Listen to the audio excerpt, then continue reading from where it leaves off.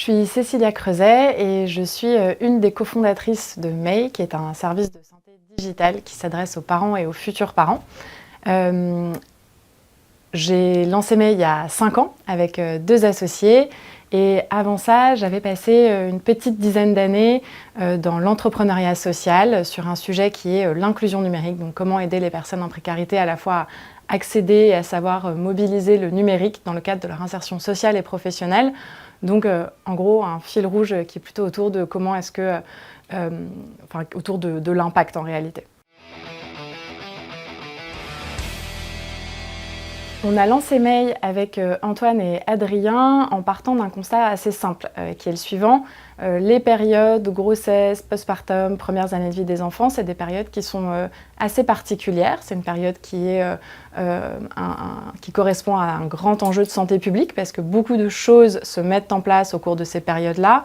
Et puis parce que aussi c'est une période qui correspond à une grande période de vulnérabilité, notamment chez les femmes, pour qui c'est en particulier la plus grande période de vulnérabilité psychique. Donc c'est une période qui est assez sensible, qui est structurante, au cours de laquelle les parents et futurs parents se posent énormément de questions, mais pour laquelle, en fait, ce qu'on constate, c'est que la médecine de ville telle qu'elle est organisée et Internet dans l'information qu'il propose ne permettent pas de répondre aux nombreux questionnements des parents. Et donc, toute l'idée, ça a été de se dire comment est-ce qu'on peut utiliser le digital pour apporter un complément utile aux parents et futurs parents. Quand je dis complément, c'est en complément du suivi de grossesse, du suivi pédiatrique, pour qu'il y ait une sorte de relais santé entre les consultations, un soutien à la fois digital et professionnel pour les parents et futurs parents dans cette période. J'ai lancé May, un des associés avec lequel j'ai lancé May est mon mari et aussi le père de mes enfants, donc ça n'est pas pour rien dans l'histoire, parce qu'évidemment, à l'initiative, au moment de lancer May, on avait déjà un enfant, et donc le constat qu'on pouvait faire autour de nous parlait, puisqu'on était nous-mêmes concernés. Et en fait, ce qui se passe à l'époque, c'est qu'il se trouve que justement ma belle-mère est médecin, et donc je savais ce que ça voulait dire d'avoir un professionnel de santé dans la poche, à portée de main, qui puisse m'apporter des réponses à la fois fiables et bienveillantes. Et donc je pouvais mesurer en fait ce que ça pouvait apporter en termes de confiance au quotidien en tant que parent. Donc ça a été une des sources du projet.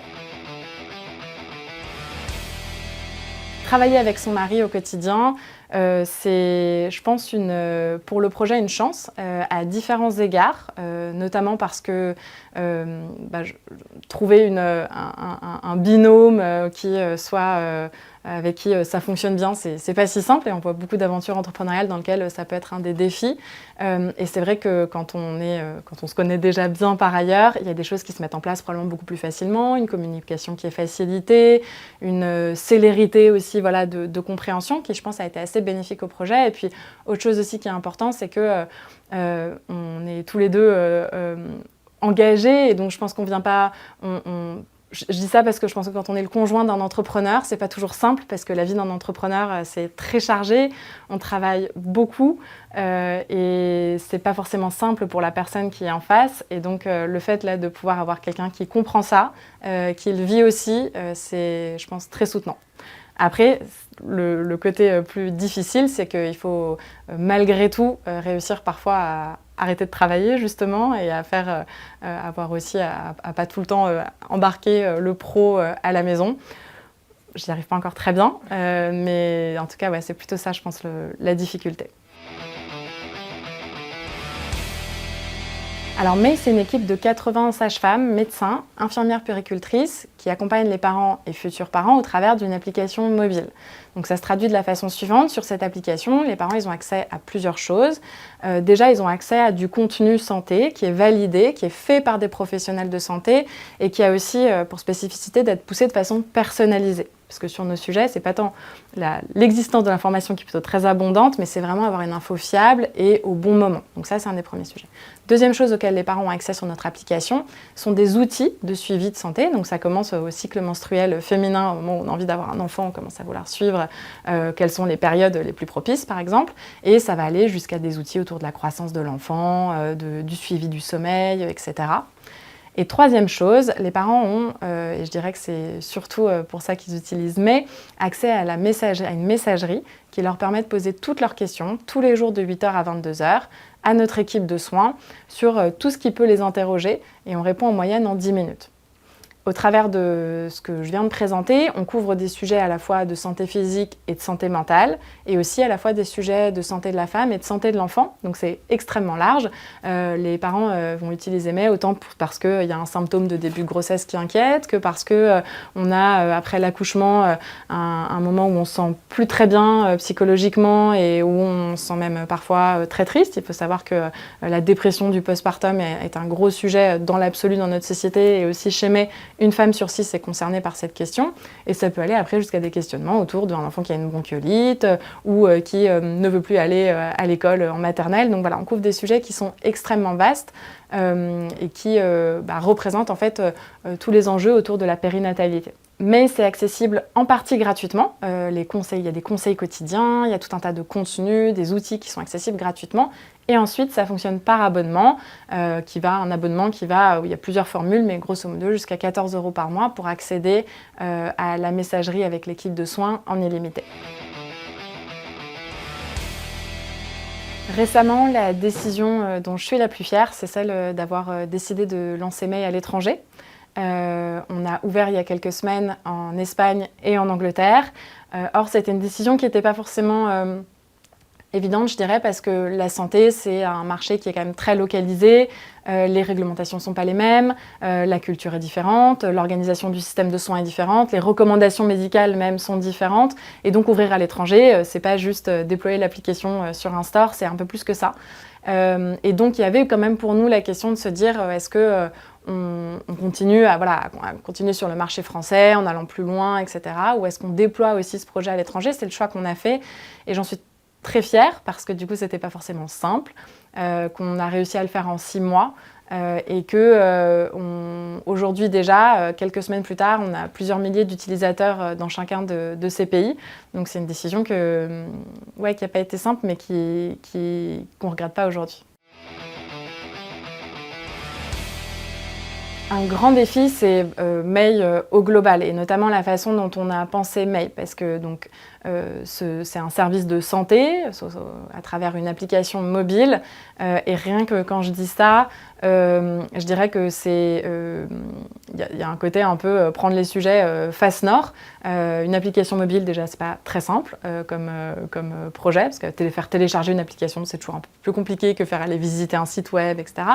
Et faire un service mobile qui soit sur la santé avec une approche consumer, donc se lancer en B2C avec un modèle économique qui repose sur le patient.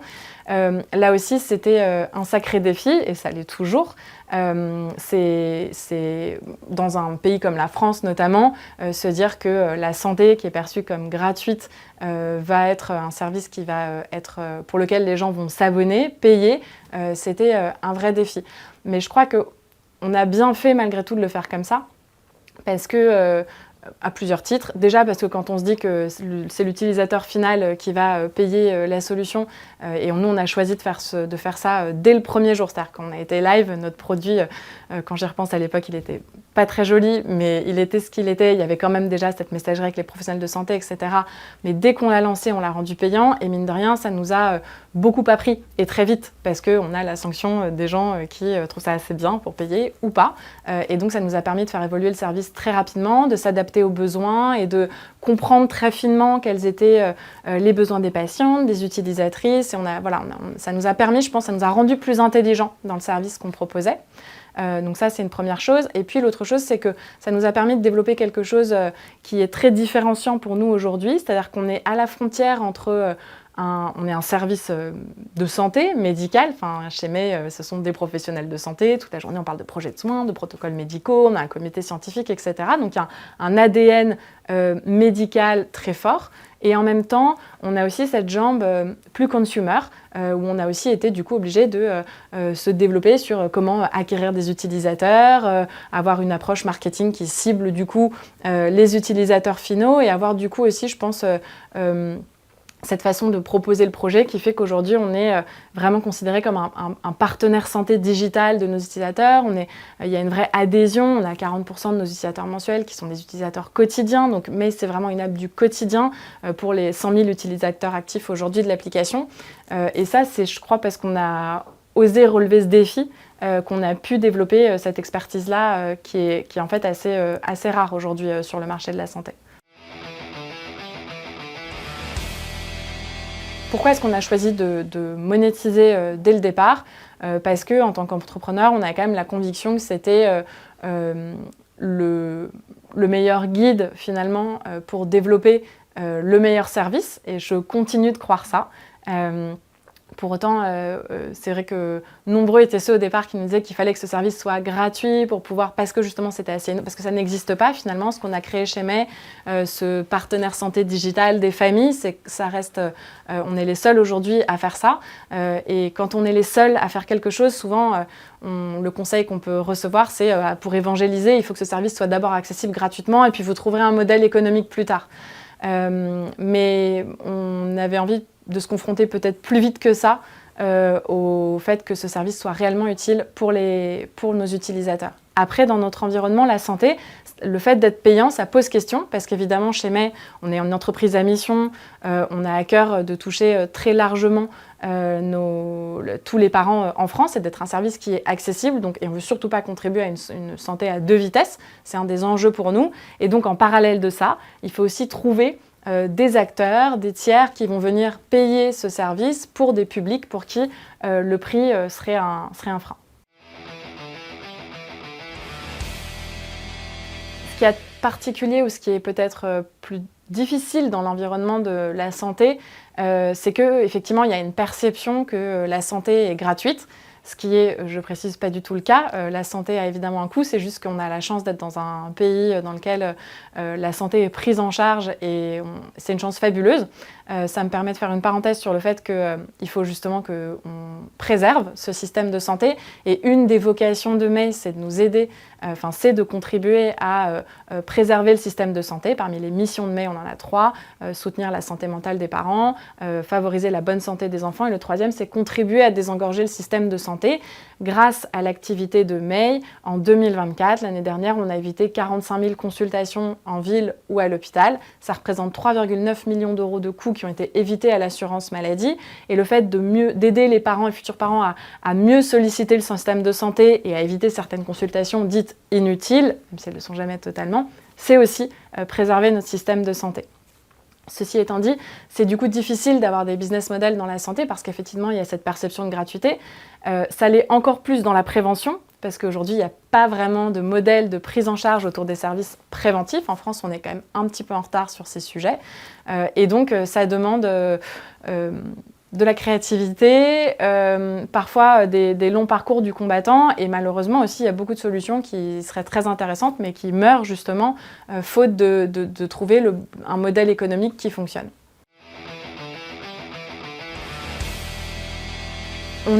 Chez May, on a levé des fonds à plusieurs reprises. Au tout début du projet, on a trouvé des business angels qui ont été très convaincus justement et par cette approche autour d'un service digital qui accompagne pendant cette période qui est si particulière et au cours de laquelle le besoin de santé est tellement important. Donc là, ce sont des individus du coup au démarrage qui ont fait confiance à May. Donc c'était Céline Lazorte, Thierry Petit, Alexis Bonniot. On a eu la chance d'avoir des grands entrepreneurs qui ont cru en notre projet et qui nous ont permis de financer ces premiers développements. Et ensuite, on a levé des fonds à 2 reprises. Une première fois avec Racine Carrée, qui est un fonds à impact qui est co-géré par Serena Capital et Make Sense, qui du coup partage avec nous cette vision d'un entrepreneuriat à impact, et qui est donc aligné à la fois en termes d'enjeux business et d'enjeux impact. Et puis plus récemment, l'année dernière, on a levé 7 millions d'euros avec Euraseo et Ring Capital. Je dirais que c'était finalement, paradoxalement, plus facile en 2024 qu'à la levée précédente, parce que aujourd'hui, ce qu'on voit, c'est que quand même, et notamment à l'étranger, il y a des services digitaux autour du care, autour de la famille qui se développent, et c'est une approche qui est justement peut-être qui était moins connue en France il y a quelques années, notamment du fait qu'on ait, et heureusement, un système de santé très présent.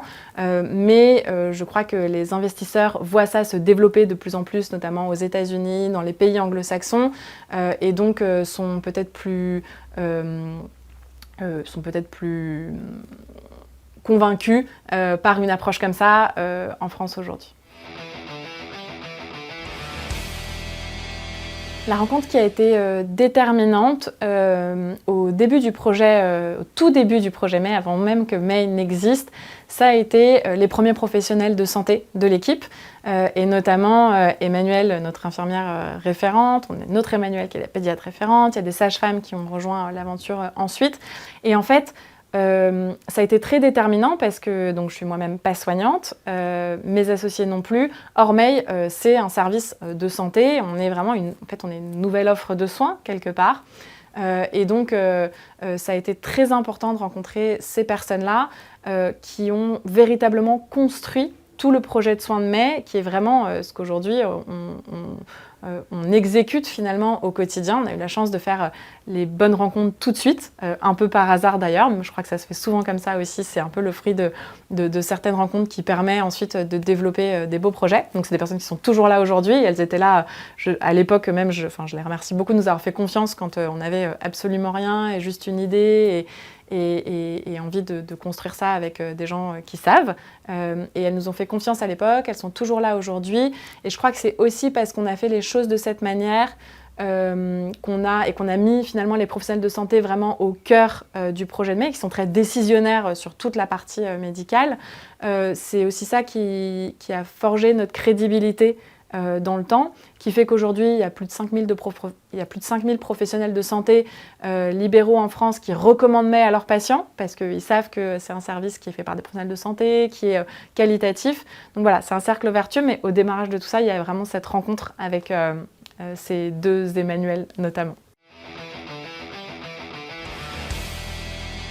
La période qu'on appelle aujourd'hui assez communément la période des 1000 jours, donc en gros qui est un peu le dernier trimestre de grossesse et les 2 premières années de vie d'un enfant, nous on en a une vision un peu élargie, c'est une période au cours de laquelle la prévention peut avoir un impact immense parce que beaucoup de choses se jouent à ce moment-là, notamment du point de vue du développement de l'enfant. Énormément de choses se mettent en place dans cette période. Le rapport 1000 jours qui a été réalisé pour le gouvernement il y a quelques années le résumait assez bien en disant que cette période, elle contient les prémices de la santé et du bien-être tout au long de la vie. Donc en termes de prévention, s'il y a une période qu'il faut cibler, je pense que vraiment la période périnatale, c'est une période qui est clé du point de vue de l'enfant, du point de vue de la femme aussi, d'ailleurs des deux parents, des coparents. Mais j'insiste sur la femme parce qu'il y a cet enjeu très fort autour de la santé mentale des femmes. La période périnatale est la première période de vulnérabilité psychique des femmes. On sait que si une femme fait une dépression au cours de cette période, elle a 50% de chances de refaire une dépression au cours de sa vie. Et c'est donc évidemment un sujet qui est extrêmement important et c'est un enjeu de santé publique sur lequel les choses avancent, mais sur lequel il reste énormément à faire. Et notamment parce qu'il y a encore beaucoup de tabous autour du fait que quand on est enceinte ou quand on a un enfant, on doit être heureuse, c'est quelque chose qui est censé combler, épanouir, et même si la parole a tendance à se libérer, individuellement, ça reste encore très difficile de dire qu'on vit pas bien cette période-là. Donc on a une fenêtre de tir extraordinaire en termes de prévention pendant cette période, et moi j'ai une conviction très forte que le digital est un outil fabuleux. Parce que le digital, il permet d'être au plus près, il permet d'être dans la poche, il permet de faire non pas des théories générales, mais vraiment des choses très personnalisées. Et donc, on le voit nous au quotidien, c'est un outil qui est extrêmement efficace. Je vous donne un exemple. Si je continue sur les enjeux de difficultés maternelles, donc de santé mentale périnatale, on le voit, les femmes se confient très rapidement parce qu'il y a une forme de distance quand même avec le fait qu'on est sur une application, parce qu'il n'y a pas besoin de prendre rendez-vous, on est sur son canapé un soir et on ose dire que ça va pas très bien, et parce qu'en face, il y a des professionnels de santé qui sont extrêmement réceptives, extrêmement à l'écoute, très formés sur ces questions et qui donc, on va dire, saisissent toutes les balles au bond et déroulent toutes les pelotes de laine. Et donc chez May, on va évidemment pas faire une thérapie, c'est pas du tout notre rôle, mais par contre, faire un repérage précoce, écouter les femmes, les conseiller sur des petites choses qui peuvent être mises en place et surtout après les orienter vers la bonne prise en charge quand c'est nécessaire, c'est quelque chose qu'on fait très bien sur May et c'est véritablement un maillon manquant en fait quand on regarde la chaîne de soins aujourd'hui. Je l'explique pas tellement à vrai dire, mais disons que en tout cas ça a toujours été là. Mes premiers stages, mes premières expériences professionnelles, elles ont toujours été dans un environnement autour de l'impact social. Donc ça s'est traduit de différentes formes. J'ai travaillé sur les relations ONG-entreprises, j'ai travaillé dans l'humanitaire. Donc voilà, ça a été un fil conducteur. Je crois que c'est juste une question de personnalité et de qu'est-ce qui m'intéresse au quotidien. Le conseil que je donnerais, que je donne toujours d'ailleurs, c'est de faire, d'y aller. Parce que je trouve qu'il n'y a rien de plus terrorisant et de paralysant finalement que d'avoir une idée, mais de se dire... ça paraît toujours très gros en fait quand on est en bas de la montagne et le sommet paraît toujours très loin. Et je trouve que... Et c'est pareil après même dans des projets au sein de l'entrepreneuriat. En tout cas, moi, ce qui marche, c'est de faire et donc de monter la première marche, même si elle est petite, d'écrire en fait un peu quelles vont être les différentes marches de l'escalier et de commencer par une petite marche et d'y aller, et d'y aller, et d'y aller. Et je crois qu'il y a que voilà, être dans l'action, oser le faire, ne pas avoir peur de se planter, c'est probablement des meilleurs conseils que j'ai reçus et que du coup je partage. Pour moi, une bonne entrepreneuse, je trouve cette question difficile parce que je trouve que ça requiert, d'être une bonne entrepreneuse, ça requiert pas mal de choses. Mais il me semble que une des choses les plus importantes, c'est de savoir allier, et c'est pas forcément facile, un mélange d'écoute. Parce que notamment, comme c'est mon cas, quand on se lance sur un sujet qui est assez nouveau, où le playbook n'est pas écrit, ça veut dire accepter d'évoluer dans le chaos, dans des choses qui sont pas encore définies, pas encore bien balisées. Et donc, ça nécessite d'être très à l'écoute de tout pour pouvoir réajuster, faire évoluer rapidement son projet, pas s'entêter en fait forcément dans un truc qui paraissait être une bonne idée au départ, mais qui en agissant s'avère ne pas répondre exactement aux besoins. Donc, il faut vraiment cette écoute-là. Et en même temps, et du coup, c'est un peu contradictoire, et c'est ça qui est difficile, il faut savoir tenir bon. Parce que, encore une fois, dans un environnement mouvant, chaotique, on peut être amené à plus vraiment, à se trahir un peu, à se dire ah ben en fait ça a l'air pas mal par là, bon bah ok peut-être que je vais aller, c'est peut-être mieux par là ou c'est peut-être mieux par là. Et en fait je crois qu'il faut rester très aligné et tenir bon face aux investisseurs, face à son équipe qui parfois peut avoir des idées, face à plein de choses, enfin ça aussi à ses clients parfois se dire bah je vais sortir cette fonctionnalité parce que je crois que c'est une bonne idée. Et voilà, et donc c'est vraiment ce subtil mélange entre être très à l'écoute et en même temps savoir aussi refermer les écoutilles pour se faire confiance et faire avancer l'idée qui était le moteur original. Et il y a un jeu d'équilibriste pour, je crois, être une bonne entrepreneuse.